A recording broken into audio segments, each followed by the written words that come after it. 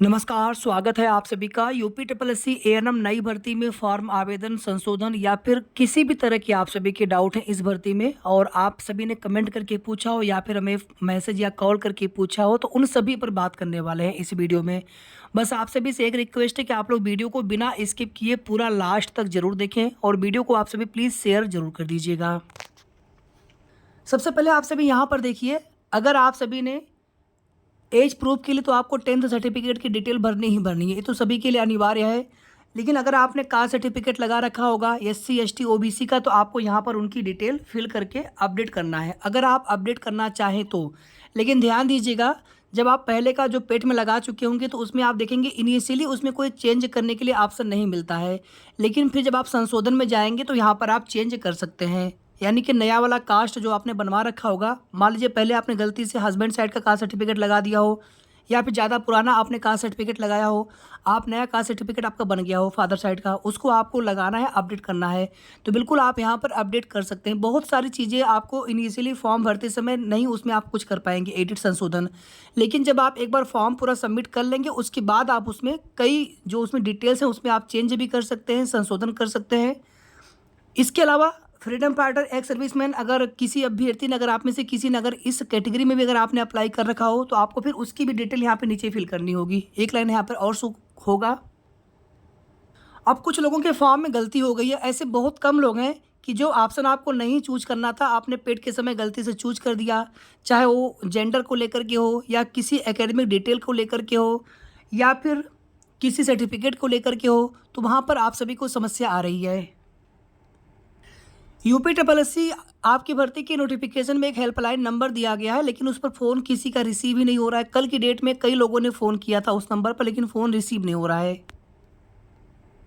आगे देखिए, आप सभी यहाँ पर जो तीनों डिटेल आपको फिल करनी है, यहाँ पर एएनएम ये 12th का और यहाँ पर ये एएनएम का रजिस्ट्रेशन का है। अब इसमें आप सभी ध्यान दीजिएगा, यहाँ पर एक चीज़, ये जो दोनों चीज़ें हैं सेम होने से कोई दिक्कत आपको नहीं है। लेकिन जैसे ये तो ठीक है, बिल्कुल मेडिकल फैकल्टी का है, और इसमें भी देखेंगे तो आपका जो एएनएम का सर्टिफिकेट या डिप्लोमा आपका होगा तो उस पर भी देखेंगे तो ऊपर यही लाइन लिखा हुआ दिख रहा होगा इस प्रकार से। तो आवेदन करते समय ज़्यादातर लोगों ने फिर यही वाला ऑप्शन चूज कर लिया है। अगर इसमें आप अपने अपने इंस्टीट्यूट का नाम डाल दीजिए, अपने संस्था का नाम डाल दीजिए। जैसे यहाँ पर देखेंगे तो आप बोर्ड का नाम डाल देते हैं, ना कि अपने विद्यालय का नाम अपने ही डालते हैं। तो यहाँ पर आप बोर्ड का नाम डाल सकते हैं, तो यहाँ पर भी आप बोर्ड का नाम डाल सकते हैं, यूनिवर्सिटी का नाम डाल सकते हैं। लेकिन सबसे बेटर रहेगा कि आप यहाँ पर अपने इंस्टीट्यूट का नाम डाल दीजिए। बाकी इसकी वजह से आपको दिक्कत नहीं होने वाली है। और अगर फॉर्म भरने में कोई छोटी मोटी मिस्टेक हो गई है तो उसकी वजह से किसी का फॉर्म रिजेक्ट नहीं होता है। बस आपको डीबी के समय थोड़ी दिक्कत हो जाती है वहाँ पर वेरीफाई करवाने में, और कुछ अगर मिस्टेक रह जाती है तो फिर आपको वहाँ पर एफिडेविट बनवा करके देना पड़ता है कि नहीं, आपसे ये मिस्टेक ये जो गलती है बाई मिस्टेक उसमें हो गई थी फॉर्म भरते समय। पेमेंट करने में भी कुछ लोगों को समस्या आ रही है, तो थोड़ा सा क्या करिए, आप थोड़ा सा रुक जाइए, दोबारा से आप उसको ट्राई कर लीजिए। कभी कभी साइट की भी प्रॉब्लम होती है, पेमेंट करने में कोई भी दिक्कत आए तो दोबारा से थोड़ा सा रुक करके आप पेमेंट कर सकते हैं। अगर पेमेंट हो गया हो, अपडेट ना हो पा रहा हो, तो यहाँ पर एक ऑप्शन होता है update your transaction ID bye double verification method. तो यहाँ से आप अपना पेमेंट वेरीफाई करवा सकते हैं अगर पेमेंट हो चुका है तो, बाकी वो अपने आप हो जाता है। और कुछ लोग ये भी पूछ रहे थे आप में से कि हमें अपना पेट का स्कोर कार्ड देखना है, तो पेट का रजिस्ट्रेशन नंबर आपको चाहिए 2023 वाला का, जिससे आपको फॉर्म भरना है। स्कोर कार्ड आपसे डीबी के समय नहीं मांगा जाएगा, अभी तक फिलहाल में किसी भी भर्ती में नहीं मांगा गया है, जिन भर्तियों के डीबी हो चुकी हैं और वो भर्तियाँ पेट से अगर थी तो। लेकिन अगर आपको तब भी अगर आपको अपना स्कोर कार्ड डाउनलोड करना हो तो आप क्या करेंगे, सिंपली आप यहाँ पर क्लिक करेंगे इस वाले ऑप्शन पे, ठीक है, ऑनलाइन फॉर्म सबमिशन। इसमें कई सारे ऑप्शन होते हैं और इसमें इस वाले ऑप्शन पे क्लिक करेंगे तो यहाँ पर अपने डिटेल फिल करके आप अपना पीईटी 2023 का, 2022-21 से मतलब नहीं है, सिर्फ आप पेट 2023 का अपना स्कोर कार्ड आप देख पाएंगे, डाउनलोड कर पाएंगे, उसका प्रिंट आउट भी आपसे भी ले सकते हैं। अब थोड़ा सा आप सभी इसको देख लीजिए, इसमें गलती ज़्यादातर लोगों से हो गई है फॉर्म भरने में।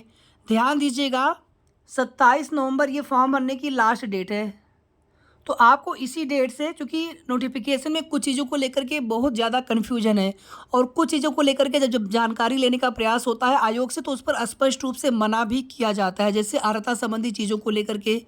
तो उसमें ये बोला जाता है कि आप नोटिफिकेशन को अच्छे से पढ़िए, या तो नोटिफिकेशन में सब कुछ बिल्कुल क्लियरली एक एक पॉइंट को अच्छे से लिख देना चाहिए था। अब आयु सीमा में छूट वाली, जैसे जो ओबीसी SC ST बहनें हैं जिनको अपने आरक्षण के अनुसार छूट मिलता है, एज रिलैक्सेशन मिलता है। अब वो लोग भी परेशान हैं कि एडिशनल एज रिलैक्सेशन वाले में एस करें कि नो करें। हालांकि उसमें आपको एस तो करने की आवश्यकता है नहीं, उसमें जिनको अतिरिक्त आयु सीमा की छूट है, यानी अपने सभी छूट के अलावा, जैसे जनरल या ईडब्ल्यूएस में है तो उनके लिए 40 साल आयु सीमा है। अगर 40 साल से ज़्यादा अगर उनकी एज है तो उनको वहाँ पर यस करना अनिवार्य है। और उसमें क्या भरना है अभी बताएंगे आगे, ठीक है। ध्यान से आप सभी देखिएगा, उसमें क्या भरना है आपको अभी बताएंगे आगे। और जो लोग ओबीसी एससी एसटी से हैं, मान लीजिए आपकी एज पर नियमावली, सपोज दैट आपकी अभी आयु सीमा में, आप आयु सीमा के अंदर ही आते हैं, लेकिन आप देखेंगे उसमें एक सेवा नियमावली का भी ऑप्शन दे रखा है एडिशनल एज रिलैक्सेशन में। तो आप क्या करिए कि आप भी उसमें यस करके अपनी सेवा नियमावली की डिटेल भर दीजिए। अगर उसमें थोड़ा बहुत कुछ गलत सही भी भरा गया है तो उसकी वजह से आपका फॉर्म रिजेक्ट नहीं होगा। इतना तो आप सभी बिल्कुल निश्चिंत रहें इस चीज़ को लेकर के, फॉर्म आपका रिजेक्ट नहीं होता है। और इसमें ध्यान दीजिएगा, इस डेट तक आपका जितना अनुभव हो चुका हो, आप सभी उतने ही अनुभव लिखेंगे। जैसे मान लीजिए आपने यहाँ पर यस कर दिया और इस डेट तक आपका 1 साल का भी अनुभव नहीं हुआ है, तो आप इसमें क्या चूज करेंगे? उससे अच्छा है कि आप यहाँ पर नो सेलेक्ट कर लीजिए, और उसमें आप कर भी क्या सकते हैं, लेकिन कोई भी आप गलत इन्फॉर्मेशन मत भरिए। मान लीजिए आपका 2 साल कुछ महीने हो रहा है, 3 साल कुछ महीने हो रहा हो, तो आप 2 साल भरिए, 3 साल भरिए, ना कि 4 साल भरिए। यानी कि 27/11/2024 के बाद अब मान लीजिए अगले साल जनवरी फरवरी तक आपका 4 साल पूरा होगा, तो उससे मतलब नहीं, इस डेट तक जितना आपका कंप्लीट हो गया हो ईयर उतना ही आप भरिए। क्योंकि अगर आप कोई भी गलत इन्फॉर्मेशन देते हैं तो फिर आपको आगे चल करके दिक्कत होगी। अब इसको देख लीजिए आप सभी, जब यहाँ पर आप सभी यस करेंगे तो इसमें बहुत सारे ऑप्शन खुल करके आ जाते हैं। थोड़ा सा इसको आप सभी देख लीजिए, जो काउंसिल वाला आप सभी को भरना है, मतलब यहाँ पर देखेंगे तो विधिवत पंजीकृत होना चाहिए, मतलब रजिस्ट्रेशन की बात की जा रही है। और अगर आपने यूपी से किया होगा तो आपका, जैसे कुछ लोगों की मार्कशीट बाद में मिली थी, उनका रजिस्ट्रेशन बन नहीं पाया था, या फिर आपके इंस्टीट्यूट से रजिस्ट्रेशन नहीं दिया गया था, तो आपको दिक्कत होगी, 100% दिक्कत होगी। 27/11/2024 तक या उसके पहले पहले आपका रजिस्ट्रेशन आपके पास होना चाहिए, उसके पहले पहले आपका रजिस्ट्रेशन जारी हुआ हो उसकी डेट, अदरवाइज आपको 100% दिक्कत होगी। बाकी लोग क्या बताते हैं, बहुत जगह से गलत इन्फॉर्मेशन दी जा रही है, हमने देखा है कि गलत इन्फॉर्मेशन लोग दे देते हैं, लेकिन नुकसान सिर्फ आप सभी का होता है, वो तो बता करके निकल जाएंगे, ठीक है। तो रजिस्ट्रेशन सर्टिफिकेट आप सभी के पास होना चाहिए, इस चीज़ का आप सभी ध्यान रखें। यानी कि एक तो एएनएम की मार्कशीट आपको मिलती है, डिप्लोमा या सर्टिफिकेट आप सभी को मिलता है, और एक रजिस्ट्रेशन सर्टिफिकेट आप सभी को मिलता है। और 2 ईयर डिप्लोमा वाले कोर्स में आपका प्रसूति वाला इसी में इंक्लूड होता है। बाकी प्रसूति वाले के लिए आपको थोड़ा भी डाउट लगे, आप अपने इंस्टीट्यूट से बात कर लीजिएगा, पता कर लीजिएगा कि 6 मंथ प्रसूति वाला जो इंटर्नशिप का होता है वो इसमें शामिल है कि नहीं है। जिनका 1.5 साल का होगा उनके लिए 100% आपके पास होना ही चाहिए, उसमें आप सभी चेक कर लीजिएगा। इनिशियली फॉर्म भरते समय आप अपने परमानेंट या फिर करस्पॉन्डेंट एड्रेस में चेंज नहीं कर पाएंगे। फॉर्म पूरा सबमिट होने के बाद इसमें तो आप चेंज नहीं कर पाएंगे, लेकिन इसमें आप चेंज कर सकते हैं। हमने देखिए फॉर्म भरने के बाद संशोधन को लेकर के इसकी जस्ट पहले एक वीडियो है, उसमें पूरी इन्फॉर्मेशन ऑलरेडी दे दी है कि उसमें आप कहाँ कहाँ पर संशोधन कर पाएंगे, कहाँ कहाँ पर संशोधन नहीं कर पाएंगे। तो प्लीज़ आप सभी वीडियो को एक बार कंप्लीट जरूर सुन लिया करिए, क्योंकि उसमें पूरी मेहनत करते हैं आप सभी की को इन्फॉर्मेशन देने के लिए। तो अगर आप उसको ध्यान से सुनेंगे तो बिल्कुल निश्चित रूप से आप सभी को सहायता मिलेगी कि उसमें क्या आपको करना था चेंज, क्या उसमें चेंज आप कर सकते हैं, क्या आप उसमें चेंज नहीं कर पाएंगे। एक बार पूरा फॉर्म आप सभी कंप्लीट कर लेंगे तो नाम में, फादर या हस्बैंड नाम में, जेंडर में, यहाँ पर आप सभी चेंज कर सकते हैं, बाकी चीज़ों में चेंज आप नहीं कर पाएंगे। इसी तरीके से जिनके पास पहले का ईडब्ल्यूएस आप ना लगा पाए हों, वैसे लगाए होंगे तभी भी तो आपको यहाँ पर ये सभी चेंज करना ही पड़ेगा। अगर आपने पुराना वाला ईडब्ल्यूएस लगा रखा है पेट में और आपने नया बनवा रखा होगा, तब भी तो आपको उसकी जो नई डिटेल होगी, सर्टिफिकेट नंबर, इशू डेट, आपको तो अपडेट तभी भी करना पड़ेगा। तो ईडब्ल्यूएस में सभी को चेंज करना पड़ेगा, आप सभी को कर लीजिएगा, अदरवाइज आपको दिक्कत हो सकती है। बाकी अगर आप पहले नो कर रखे हो तो बिल्कुल आप संशोधन में जब जाएंगे तो वहाँ पे आप यस, ये हम संशोधन वाला पेज ओपन करके आप सभी को दिखा रखे हैं। अब इसमें कुछ लोग बोल रहे हैं कि इनवैलिड बता रहा है, कुछ लोग कह रहे हैं कि पुराने वाली डेट शो हो रही है। हमने भी तो आप सभी के सामने कुछ करके दिखाया था, यहाँ पर संशोधन वाली साइट वही है, सब कुछ प्रोसीजर वही है। तो आप सभी कुछ चीज़ों को लेकर के भरोसा रखा करें, ठीक है। बिल्कुल आप सही प्रोसेस अपनाएंगे तो आपको कोई दिक्कत नहीं होने वाली है। बाकी अपने हिसाब से आप करेंगे तो आपको दिक्कत होती है, उसमें फिर आप परेशान होते हैं, ठीक है। कहाँ से क्या बताया गया, साइबर कैफे वाला ने क्या बताया, तो कुछ चीज़ों को लेकर के थोड़ा सा आप सभी प्लीज़ उसमें खुद भी आप सभी उसमें जानने का प्रयास करें। बाकी हम पूरी कोशिश करते हैं आप सभी को सही जानकारी देने की, ठीक है। तो ईडब्ल्यूएस के केस में जिनका पहले ईडब्ल्यूएस लगा हो तभी भी आपको ये चीज़ें अपडेट करनी पड़ेगी, ठीक है। और ध्यान दीजिएगा इसमें जो जारी करता होते हैं तहसीलदार, कुछ लोग कह रहे हैं इसमें हम यूपी गवर्नमेंट का नाम डालेंगे, तहसीलदार का नाम क्यों डालें। जो जारीकर्ता अथॉरिटी होती है आप उसी का तो नाम डालेंगे और साथ में तहसील का नाम लिखेंगे। अगर आपको अपने हिसाब से आप भरना तो आप बिल्कुल भर सकते हैं, लेकिन जो चीज़ें बिल्कुल सही हम आपको ही बताने का प्रयास कर रहे हैं। इसी तरीके से निवास है तो जो एसडीएम जारी करते हैं एसडीएम का नाम लिखेंगे, तहसीलदार जारी करते हैं तहसीलदार का नाम लिखेंगे। ठीक है, इस चीज़ का आप सभी ध्यान रखें। तो पहले आपने नो कर रखा हो तो पहले तो फॉर्म सबमिट कर लीजिए, वहाँ पर ईडब्ल्यूएस की डिटेल एडिट नहीं होगी, कास्ट सर्टिफिकेट कास्ट भी वहाँ पे एडिट नहीं होगा, लेकिन पूरा फॉर्म भरने के बाद आप कास्ट वाले में भी अपडेट कर पाएंगे। ठीक है, वीडियो को आप पूरा स्टार्टिंग से अच्छे से सुनिएगा, सब कुछ बता रहे हैं यहाँ पे विस्तार से। और ईडब्ल्यूएस की डिटेल भी आप सभी अपडेट कर सकते हैं, या फिर अगर आपको यस करना हो तो आप यस करके फिर दोबारा से आप नए सिरे से डिटेल भर लीजिएगा। पहले आपने लगा रखा हो, आपको अभी फिर से लगाना हो तो आप फिर से नया वाला डिटेल जरूर फिल कर लीजिएगा संशोधन में। फोटो और साइन में आप कोई भी चेंज नहीं कर पाएंगे, फॉर्म भरने के बाद संशोधन में फोटो और साइन चेंज नहीं होगा, और एड्रेस भी केवल चेंज होगा तो बस करस्पॉन्डेंस वाला, परमानेंट नहीं। अब सभी लोग यहाँ पर आ जाइए, क्योंकि सबसे ज़्यादा दिक्कत इसी ऑप्शन में हो रही है, तो इसका भी समाधान यहाँ पर हम आप सभी के बीच में करने का प्रयास करें। बस आप सभी ध्यान से देखिएगा। जैसे मान लीजिए आप 40 साल के अंदर हैं तो आपको सीधे सीधे नो कर देना है, बात ही वहीं पर समाप्त हो गई। 40 साल से ऊपर है लेकिन आप जनरल या फिर आप ईडब्ल्यूएस में आते हैं, तो इस स्थिति में आपको अपने संविदा के आधार पर ही आयु सीमा में छूट मिलेगी, वो भी अधिकतम 5 वर्ष तक एज पर नोटिफिकेशन। तो फिर उसमें क्या करेंगे कि जो आप संविदा पर ड्यूटी ज्वाइन किए होंगे, बहुत ध्यान से सुनिएगा, आपको सब कुछ समझ में आ जाएगा। तो उसमें आपको एक ज्वाइनिंग लेटर मिला होगा, आपको एक ज्वाइनिंग लेटर मिला होगा। और यहाँ पे आप क्या करिए, यहाँ पे आप एनी अदर सेलेक्ट कर सकते हैं संविदा वालों के लिए। बाकी जो सेवा नियमावली है वो ओबीसी एससी एसटी वाले सेलेक्ट कर सकते हैं सेवा नियमावली को। बाकी गवर्नमेंट ऑर्डर और कोर्ट ऑर्डर से कोई मतलब है नहीं। गवर्नमेंट ऑर्डर का मतलब है कि कोई पर्टिकुलर कोई एक नई नियमावली उन्होंने जारी की हो, जैसे संविदा वाले हैं तो वो लोग एनी अदर पे सेलेक्ट करें या फिर गवर्नमेंट ऑर्डर पर सेलेक्ट करें। लेकिन चूंकि इसमें कोई पर्टिकुलर कोई अलग से शासनादेश तो है नहीं आयु सीमा में छूट को लेकर के संविदा के आधार पर, बल्कि आपके जो नोटिफिकेशन है उसमें दिया गया है। तो जहाँ पर ना समझ में आए तो वहाँ पे आप एनी अदर कर दीजिए, एनी अदर करने से आपको कोई दिक्कत होने वाला है नहीं। ठीक है, संविदा के आधार पर फिर क्या करेंगे, आप अपने विभाग का नाम यहाँ पर लिख देंगे, एनएचएम यूपी एनएचएम लिख देंगे आप यहाँ पर। और यहाँ पर क्या करेंगे आप, जैसे आपको नियुक्ति पत्र मिला होगा, ठीक है, उसमें भी एक पत्रांक संख्या लिखा होता है, आप चाहें तो उसको भर दीजिए, उसकी डेट भर दीजिए, किस डेट को जारी हुआ है, यहाँ पर पत्रांक संख्या भर दीजिए। यहाँ पर थोड़ा सा संक्षेप में कुछ और डिटेल भर दीजिए कि आप Uttar Pradesh national health mission के अंतर्गत आप की ज्वाइनिंग इस डेट से है। ठीक है, इसी आप थोड़ा सा डिटेल उसमें आप भर सकते हैं अपने हिसाब से। तो इसमें बहुत दिक्कत आपको नहीं होने वाली है। ऐसा नहीं कि यहाँ पर कुछ डिटेल भरने में गलत हो गया तो फॉर्म रिजेक्ट हो जाएगा, या फिर ऐसा कुछ नहीं होता है। बस आप चीज़ों को थोड़ा सा वेरीफाई करवाने का प्रयास करते हैं आयोग को डीबी के समय कि हाँ हम किस आधार पर अतिरिक्त आयु सीमा में छूट की मांग करते हैं। मान लीजिए आप यहाँ पर ओबीसी एससी एसटी से बिलोंग करते हैं, तो हमने बिल्कुल स्पष्ट बताया था कि आपके कास्ट सर्टिफिकेट पर ही नियमावली का नाम लिखा होता है। ठीक है, बाकी आप उसमें क्या करिए, समझ में अगर नहीं आता है, जैसे आपने यहाँ पर सेवा नियमावली सेलेक्ट कर ली आयु सीमा में छूट के लिए, आपने यहाँ पर नाम लिख दिया जो उत्तर प्रदेश आरक्षण नियमावली है आपके कास्ट सर्टिफिकेट पे लिखा होता है, ओबीसी के लिए अलग, एससी एसटी के लिए अलग। यहाँ पर जिस डेट को आपको जारी हुआ है मिला है कास्ट सर्टिफिकेट, या फिर उसमें देखेंगे तो जो अब यहाँ पर लिखा है कि गैजेट या नोटिफिकेशन या फिर ऑर्डर नंबर, तो समस्या तो बहुत ज़्यादा आ रही है। तो आप क्या करेंगे, आपका जो सर्टिफिकेट नंबर आप वो फिल कर सकते हैं। हालांकि कुछ चीज़ों को लेकर के थोड़ा सा आयोग को कन्फर्म क्लियर कर देना चाहिए कि इसमें क्या भरना है, और जो हेल्पलाइन नंबर दिया गया है आयोग का उस पर फ़ोन ही रिसीव नहीं हो रहा है।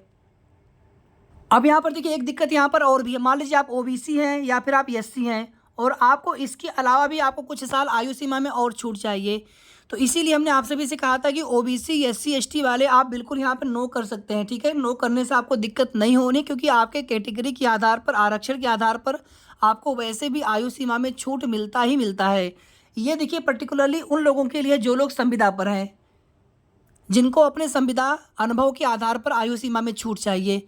ओबीसी एससी एसटी में जिन्होंने सेवा नियमावली करके अगर आपने इसमें पूरा भर दिया है तो आपका गलत नहीं माना जाएगा, लेकिन इसमें आपको यस नहीं करना था। जहाँ तक जो चीज़ें अभी समझ में आ रही हैं, इसमें केवल संविधान पे जो लोग हैं और जिनको अतिरिक्त आयु सीमा में छूट चाहिए थी, सिर्फ उन्हीं लोगों को यहाँ पर ये चीज़ें पूरा भरना था।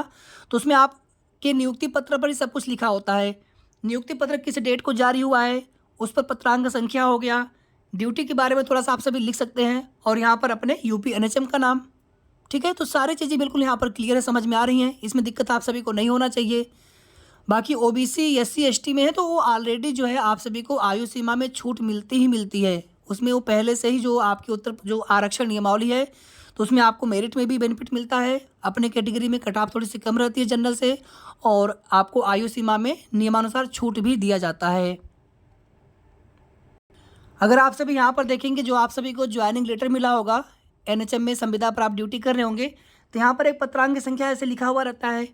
मतलब कुछ न कुछ आप डिटेल ऐसा भर दीजिए जिसके आधार पर आप अपने आप को वेरीफाई करवा पाए या फिर आयोग को समझ में आ सके कि आप किस प्रकार से आयु सीमा में छूट की मांग कर रहे हैं। अब आप सभी के जितने भी कमेंट हैं उनको हम जल्दी जल्दी देखेंगे, क्योंकि ऑलरेडी लगभग सभी पर हम बता चुके हैं आपको इसी वीडियो में। बस आप सभी वीडियो को पूरा कंप्लीट जरूर सुना करिए।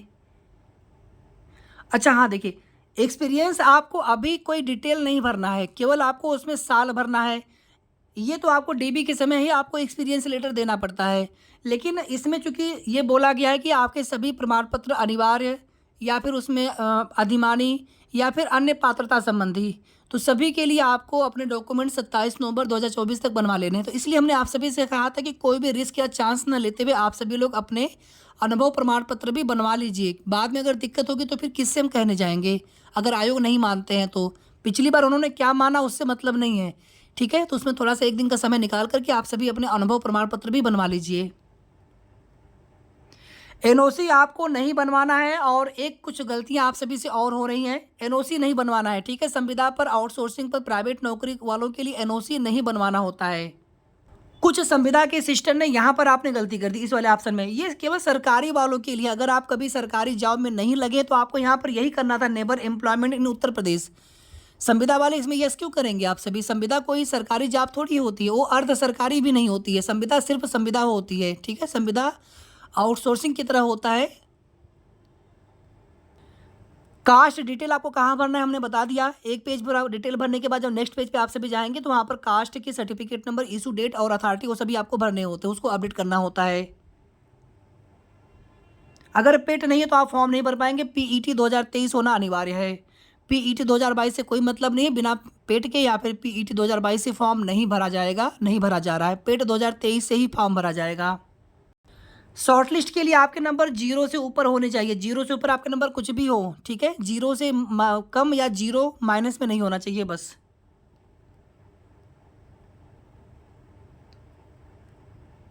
और ध्यान दीजिएगा आप सभी, एक चीज आप सभी यहाँ पर और देख लीजिए, कास्ट सर्टिफिकेट आपके फादर साइड से बना जाना है, फादर के नाम से नहीं, पिता पक्ष से निर्गत किया जाना है। यानी कि पिता का नाम, उधर की तहसील से सब कुछ वहीं की डिटेल भरी जाएगी उसमें। और बाकी अगर आपकी शादी हो चुकी है तो बाकी अपने अदर जो डिटेल आपके हैं, निवास हो गया, एड्रेस आदि, तो आप अपने ससुराल पक्ष का ही लगाएंगे। मान लीजिए किसी को बिल्कुल प्रॉपर फादर साइड से ही फॉर्म भरना है, उनकी डिटेल्स सब कुछ फादर साइड के हैं, तो बिल्कुल आप फादर साइड से फॉर्म भर दीजिए, उसमें क्या दिक्कत है। आपको फॉर्म भरना है कहीं से भी भरिए, उसकी वजह से किसी का फॉर्म रिजेक्ट नहीं होता है, बशर्ते आपको फिर वही डॉक्यूमेंट्स डीबी के समय वेरीफाई करवाने होते हैं। और मान लीजिए किसी ने फादर साइड से फॉर्म भर दिया, आप शादीशुदा, तो आपको अपने मैरिटल स्टेटस में मैरिड ही दिखाना है, ठीक है। भले ही आपने फादर साइड से फॉर्म भरा हो, लेकिन आपके मैरिटल स्टेटस में आपका मैरिड ही आना चाहिए, क्योंकि आपको सही डिटेल फिल भरनी करनी है अपने फॉर्म में।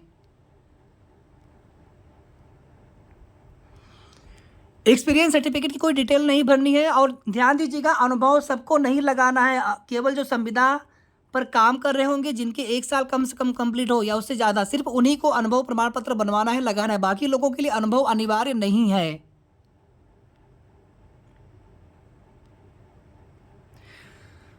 कास्ट सर्टिफिकेट पर आपके ससुराल पक्ष का उस पर कोई डिटेल नहीं होना चाहिए, पिता पक्ष से ही उसको निर्गत करवाना है। अगर लेखपाल महोदय मना करते हैं, उनको समझाने की कोशिश करिए। बहुत लोग बनवा चुके हैं, बहुत लोगों को दिक्कत आ रही है, तो उसमें कोई लेटर बोल दीजिए, आप लिख करके दे दीजिए कि आप नहीं बना पाएंगे। फिर उसको आयोग में दिखाना होगा, आयोग में दिखा सकते हैं कि इसमें इस प्रकार से मना किया जा रहा है, फिर आयोग को समाधान बताएंगे उसमें। ये समस्या बहुत बड़ी है, ठीक है। बाकी जो चीज़ हम ऑलरेडी बता चुके हैं उसको दोबारा से यहाँ पर रिपीट नहीं करेंगे, ताकि ज़्यादा समय आपका ना खराब हो। और आप लोग वीडियो को पूरा कंप्लीट जरूर सुना करिए। देखिए, पीएच में कोई सीट होती नहीं है, और ना ही इसमें कोई भी आपको अनुभव, कोई भी इसमें आपको लाभ इसका नहीं मिल पाता है, जब चिन्हांकन इसका हुआ ही नहीं है, ठीक है। बाकी आपकी जो भी कैटेगरी हो, पीएच हो, तो बिल्कुल आप पीएच से फॉर्म भर सकते हैं। आपको बेनिफिट मिले या ना मिले वो बात की बात है, लेकिन अगर उसमें ऑप्शन दिया है तो आप बिल्कुल लगा सकते हैं, भर सकते हैं।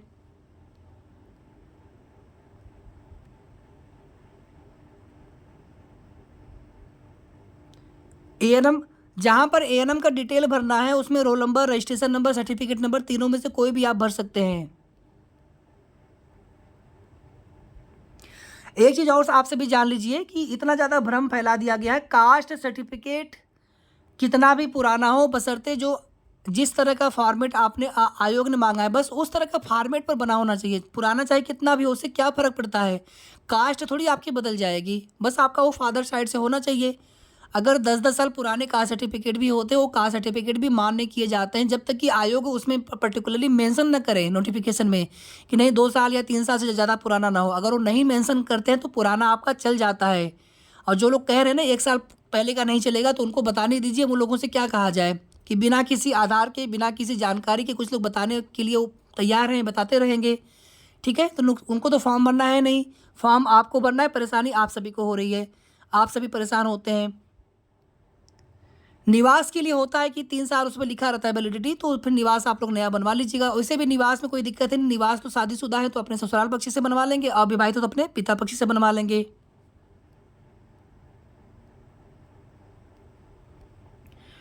1 साल कम से कम पूरा होना चाहिए तभी आप अनुभव लगाइए, अदरवाइज अनुभव मत लगाइए, आपको दिक्कत होगी क्योंकि उसके नंबर मिल रहे हैं।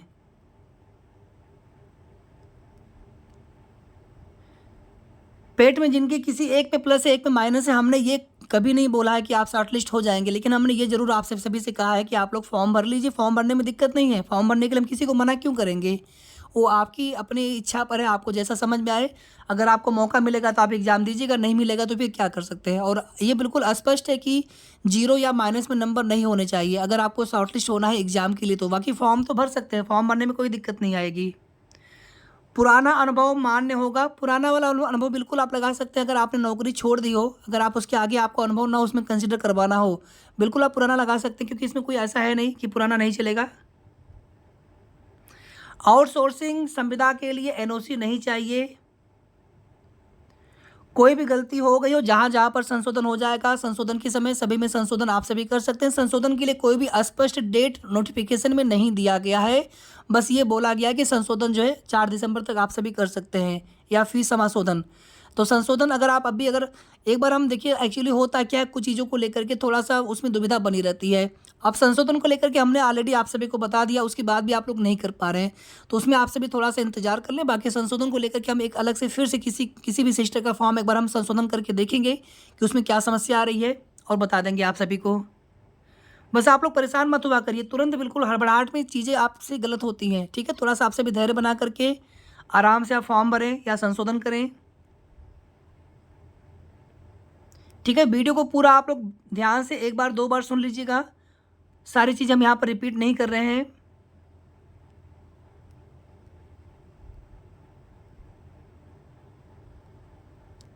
बिल्कुल 1 साल 2 साल 3 साल पुराना जाति निवास क्यों नहीं चलेगा? ठीक है, क्यों नहीं चलेगा? जिनका रिजल्ट नहीं आया है, आप अपीयरिंग वाले फॉर्म नहीं भर पाएंगे। इसमें हम देखिए कुछ भी नहीं, इसमें कोई कुछ नहीं कर सकता है। आप परेशान मत होइए क्योंकि रिजल्ट आपका आज आ गया हो, और प्लस आपको रजिस्ट्रेशन भी तो लेना पड़ता है, रजिस्ट्रेशन आपको कराना पड़ता है काउंसिल वाला, वो भी तो मिलना चाहिए आपको। और दोनों साल का आपको मिला के भरना होता है। आपका कंप्लीट कोर्स 2 साल का है तो दोनों साल का मिला के तो भरेंगे आपने। टोटल मार्क्स या जितने आपको नंबर मिले हैं दोनों साल का मिला के देखा जाता है।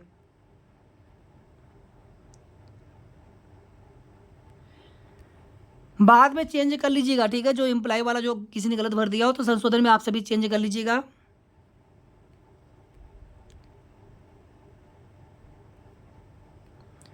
और देखिए, जो आयोग ने हेल्पलाइन नंबर दी है वो भले हेल्प करे ना करे आप सभी की, आयोग ने एक हेल्पलाइन नंबर दे रखा है ऐसे 0522 करके फिर 2 समथिंग नंबर करके है, उस पर फ़ोन वो रिसीव नहीं कर रहे हैं। बाकी आप लोग ट्राई करते रहिएगा। बाकी हमारा नंबर जो है वो हम बिल्कुल आप सभी की हेल्प करते आए हैं और आगे भी करेंगे। हमारे लिए बहुत खुशी की बात होती है कि अगर हमारे वजह से किसी भी सिस्टर को अगर थोड़ी सी भी अगर हेल्प हो जाती है तो ठीक है, तो उसके लिए बिल्कुल आप पूछ सकते हैं, कोई दिक्कत वाली बात नहीं है। बशर्ते आप लोग वीडियो को एक बार कंप्लीट जरूर सुन लिया करिए। उसके अलावा अगर आप सभी के मन में कोई डाउट हो तो बिल्कुल आप पूछें, और जो चीज़ें वीडियो में ऑलरेडी बता चुके हैं उसमें अगर आपको समझने में कोई दिक्कत है तब भी आप पूछ सकते हो। क्लास के लिए भी आप लोग डायरेक्टली इस नंबर पे कॉल कर सकते हैं। क्लास के लिए PDF और लाइव क्लास सब कुछ चल रहा है, लगभग 34-35 क्लासेस हो चुकी हैं। तो जिनको भी क्लास ज्वाइन करना हो आप क्लास तुरंत ज्वाइन कर लीजिए।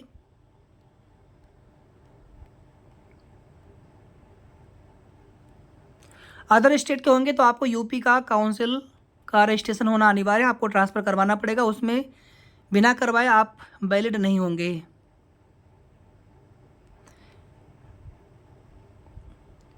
जेंडर भी आप चेंज कर सकते हैं, लेकिन फॉर्म सबमिट हो जाएगा, संशोधन में कर पाएंगे। कैटेगरी हो या फिर कुछ भी आपको चेंज करना हो, ईडब्ल्यूएस, सारी चीज़ें वहाँ पे नहीं चेंज होंगी, लेकिन जो चेंज हो सकता है उसमें आप चेंज कर लीजिएगा।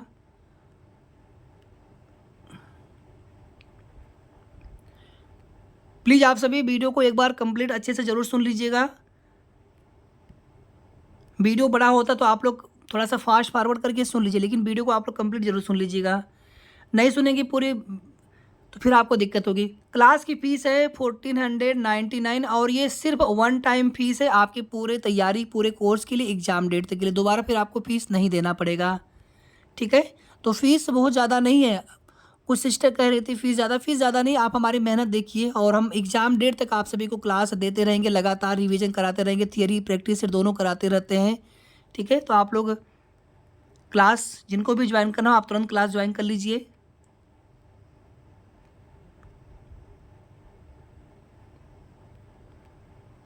हम यहाँ पे रिपीट नहीं कर रहे हैं कुछ चीज़ों को जो ऑलरेडी बता चुके हैं। आप लोग प्लीज़ वीडियो को एक बार पूरा देख लीजिएगा। स्काउट स्पोर्ट्स कोटा में नहीं आते हैं, जो स्पेशल स्पोर्ट्स कोटा के लिए आरक्षण उसमें नहीं आते हैं स्काउट, ठीक है। स्काउट नहीं उसमें आता है, उसमें तो सिंपल सी चीज़ें समझने वाली।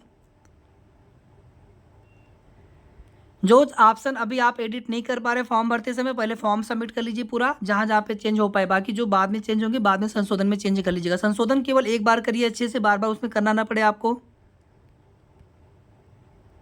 ठीक है। तो लगभग सारी चीज़ें आप यहाँ आपकी यहाँ पर इंक्लूड हो चुकी हैं। अगर कुछ छूटा हो तो आप प्लीज़ पूछ लीजिएगा, हो सकता है कुछ चीज़ें बताने में छूट गई हो तो आप पूछ लीजिएगा, ठीक है। तो वीडियो को आप लोग प्लीज़ शेयर जरूर कर दीजिएगा। लाइक करना सब्सक्राइब करना आपकी इच्छा है, लेकिन शेयर कर देंगे तो सभी बहनों तक सही जानकारी पहुंच जाएगी। बहुत लोग परेशान हैं, ठीक है। बाकी आपकी इच्छा करें आप लाइक और सब्सक्राइब कर लेंगे तो आपको आगे भी जो भी महत्वपूर्ण जानकारी होगी आप सभी को हमारे चैनल के माध्यम से मिलती रहेगी। और जिनको भी क्लास ज्वाइन करना हो या फिर अगर आपके कोई अन्य डाउट हो या फिर जहाँ पर आपको परेशानी कुछ ऐसी हो रही हो जहाँ पर आपको वीडियो देखने के बाद भी समाधान ना मिले, तो क्लास के लिए और उन डाउट के लिए आप बिल्कुल हमें कॉल कर सकते हैं। और ये नंबर हमारा है आयोग का, जो हेल्पलाइन नंबर है वो वहाँ से हेल्प नहीं मिल पा रही है, लेकिन हमसे जो हेल्प बन पड़ेगी हम आप सभी की हेल्प ज़रूर करेंगे। धन्यवाद।